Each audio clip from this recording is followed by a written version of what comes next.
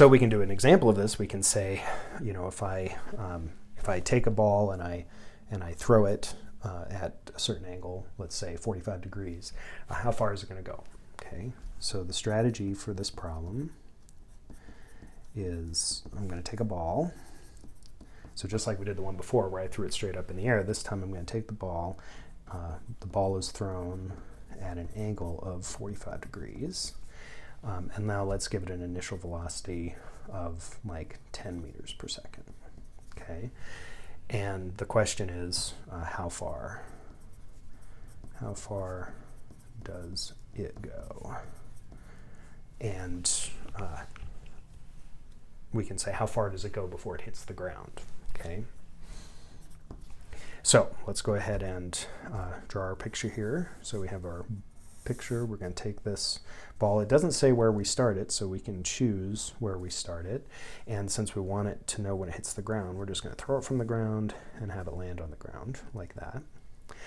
This is our y, this is our x, and so we have a velocity vector going like that. This angle is 45 degrees.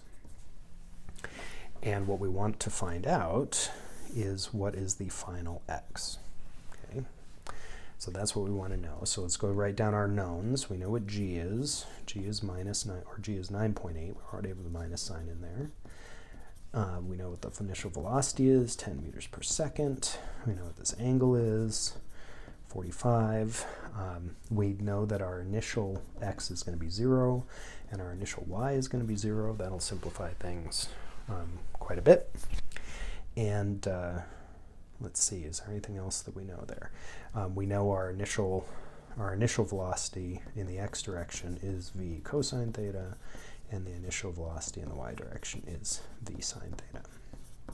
And I'm going to be using my equations.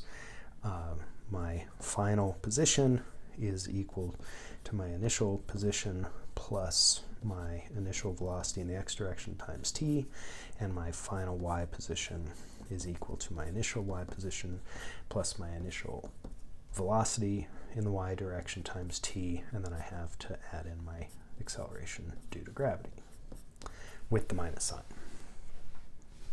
Okay, so just looking at this for my solution, I can ignore that because that's 0. I can ignore that because that's 0. And you'll notice that I have, for my initial x position, or my final x position, this is what I'm trying to find. My final y position, I actually know what that is too, right? Because it's going to be 0. Oh, I guess I wrote that down there. I guess I know my initial y position is also 0. But my final y position is 0 because it's going to start at 0 and end at 0. So that's also 0. I have equations for that. I have equations for that. And I don't know what my time is, but I have 2 equations, 1, 2, and I have 2 unknowns, which is my final x position in t. So let's start by solving this equation for t. So I'm going to get t is equal to xf over, and I'll go ahead and put this in here, v cosine of theta. So that's what my time is going to be. Now, rather than solve for that, I'm going to go ahead and just drop that into this equation. Now, you'll notice this equation can be simplified because that's 0 and that's 0. So I can just say 0 is equal to v sine of theta. I'm going to put in for that times t minus 1/2 gt squared, which means I get to cancel one of these t's. I will not be solving a quadratic equation. That always makes me happy. And I'm going to get 1/2 gt is equal to v sine theta. All right, so now I can go ahead and plug in my t that I just got. So I had this from before, tx is equal to xf over v cosine theta. Okay, be a little bit more neat than that. Okay, and now I'm going to plug that into this right here. I get 1/2 g times xf v cosine theta, and that's equal to v sine theta, right? And now I can go ahead and solve for xf, which is what I want to know. xf is equal to I'm going to get v squared sine theta cosine theta, and that's going to be all multiplied by 2 and divided by g. And I think I did that right. So this one over here, yep, okay, that looks good. So I'm going to get that my final position is equal to 2 times the initial velocity, which was 10 meters per second. I get sine of 45 and cosine of 45 divided by 9.8 meters per second squared. And this is squared up here. Okay, so if I do that, you'll notice that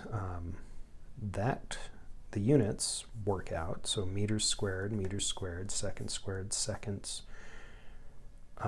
Meters squared, meters goes to meters.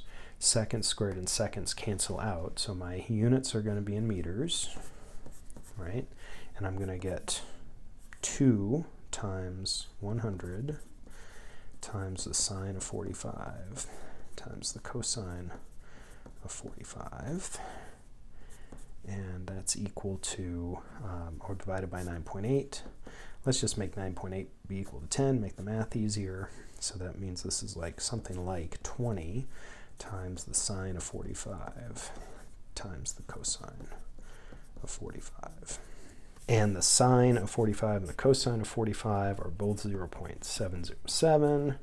So I can say this is now my final position is equal to 20 times 0.7. Let's just use 0.7 times 0.7. So 0.7 times 0.7 is 0.49. And so this is something like 10 meters. So let's look at our significance real quick here. Just to kind of check this, I'm going to look at the time, right? Go back and I'm going to take this and plug this in up here. My time is my final position divided by my initial velocity in meters per second times the cosine of my 45-degree angle. So those are going to cancel out, and I'm going to wind up with this being 1 over 0.7. 0.707 if you want to put down for the cosine of 45 there. And that's going to be a number that's greater than 1, right? Because I have 1 divided by 7/10, which is 10/7. So that's a number greater than 1. So this time is a little bit larger than 1 second,